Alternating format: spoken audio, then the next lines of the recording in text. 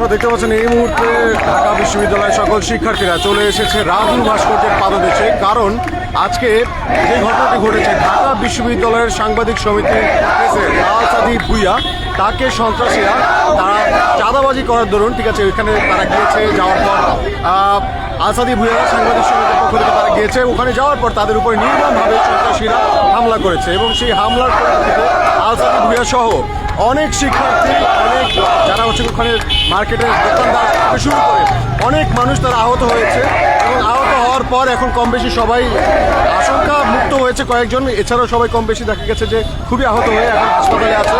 তো এখানে ঢাকা বিশ্ববিদ্যালয়ের শিক্ষার্থীরা বাংলাদেশের সকল চাঁদাবাজ, সন্ত্রাসী কার্যক্রম এবং সিন্ডিকের বিরুদ্ধে অবস্থান নিয়েছে রাজু ভাস্কর্যের পাদদেশে। এবং সারা বাংলাদেশের মানুষের কাছে এই বার্তায় সবাই দিতে চাচ্ছে যে বাংলাদেশের 24 বাংলায় কোনো সিন্ডিকেটের ঠাঁই নেই, 24 বাংলায় কোনো চাঁদাবাজের ঠাঁই নেই এবং চাঁদাবাজের ঠাঁই হবেও না। তো আপনারা যে যেখানে আছেন, যে প্রান্ত থেকে আছেন, যে প্রান্ত থেকে শুনছেন, আপনাদের সবাইকে এটাই বলবো যে আপনাদের আশেপাশে যদি কখনো কেউ, যদি আপনারা দেখেন যে ওখানে কেউ চাঁদাবাজি করছে, আর যদি দেখেন আপনাদের আশেপাশে কেউ অন্যায়ভাবে কোনো কিছু লুট করতে চাচ্ছে, অন্যায়ভাবে কোনো সিন্ডিকেট করে আপনাদের জানমালের ক্ষতি করতে চাচ্ছে, আপনারা